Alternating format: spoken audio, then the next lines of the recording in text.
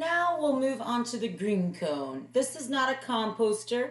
This is a digester, meaning you aren't going to get a finished product to put in the garden, but we'll take all of your food scraps, including meat, bones, dairy, and oils. It sits in the ground, so you're basically going to put all your food scraps, and only your food scraps. No leaves, garden trimmings, or paper towels. Nothing like that. So no browns, only strictly food scraps.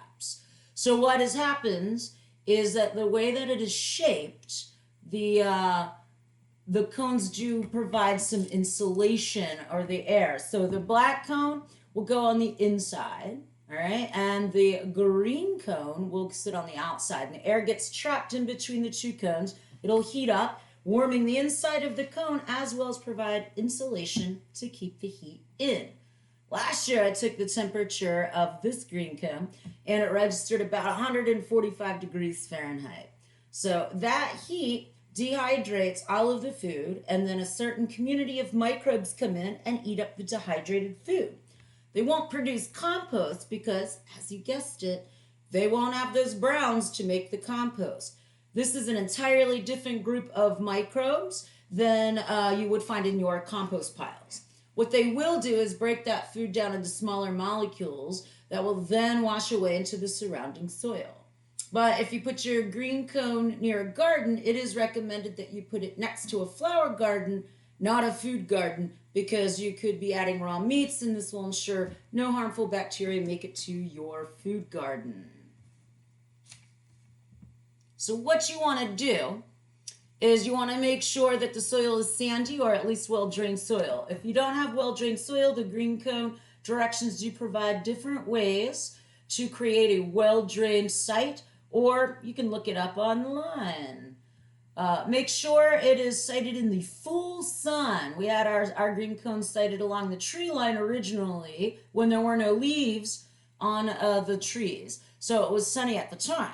But once those leaves popped out, it became very shady and it did not work. So we had to move it over here. So the sun is necessary, and well-drained soil is a necessity too. All right, so you'll want to dig a hole in the ground. All right, whoops, don't do that. About 2.5 feet wide and 1.5 feet deep.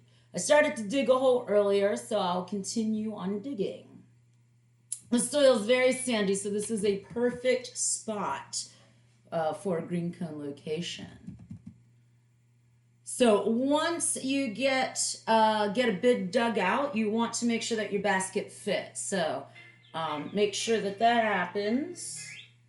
And then you can just flip your basket upside down to make sure that the diameter is good. And you want to continue on digging out the hole.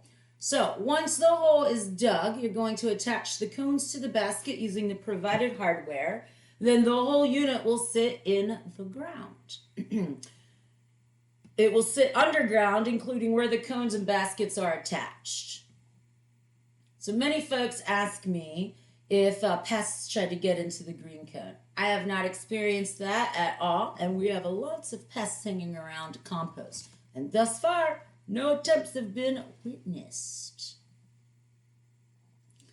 So once you get it all assembled, you can pop it into the ground, fill it in with soil, and you can begin digesting your food scraps and keeping them out of the landfill.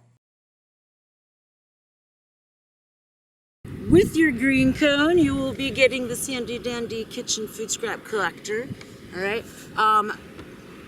Although it comes with it, it's a little weird shaped.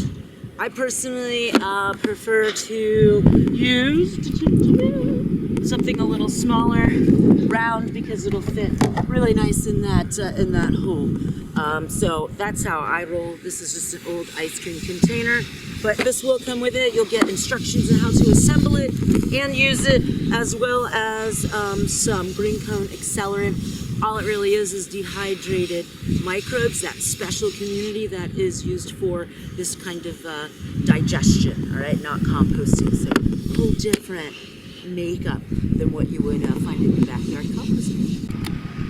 Okay, so once you have your green cone all set up and ready to use, now I'm going to demonstrate how one does it. It's pretty easy, and again, it is not a composter. It is just going to digest your food away. So you can put anything in here, meat, bones, dairy, oil, anything food related. You don't want to put any like paper towels or leaves or garden trimmings in here. You strictly want to use food, okay, like your food. So you're going to come down and you can see this little latch right here. I'm going to flip that open and I'm going to give you a little looky-see of what it looks like in here. All right, you can see a lot of mold. Oops, sorry. A lot of mold, all right, which is good. That's a good sign. All right, I am going to just add these food scraps. Now I'm just collecting these food scraps in an old ice cream container. All right, let's see if I can get this open with one hand. All right, the smaller the opening, the better, because this opening is not very big, and you want to make sure that when you're dumping it in, that it all fits nicely in there. Now, one of the things that I have discovered by using the green cone is that you want to wipe the rim off and the inside of the lid, because in this hot, warm summer, and this thing will kick up heat quickly, all right? And it's pretty toasty in there right now. But you want to wipe the rim off, because flies will get in there and it's nice and moist and they'll lay their eggs and you might come out to some surprises. So I just usually keep a cloth nearby or carry it with me, and then just take it and wipe the inside rim off and then wipe around the lid as well. All right. Once you add your food, you can take your magic powder here, the green cone accelerant, and just do a sprinkle dinkle do in there. Alright. So it's kind of like seasoning it up a little bit. You don't need a whole lot. If you run out of accelerant and you don't want to purchase anymore, I typically use just a handful of soil too.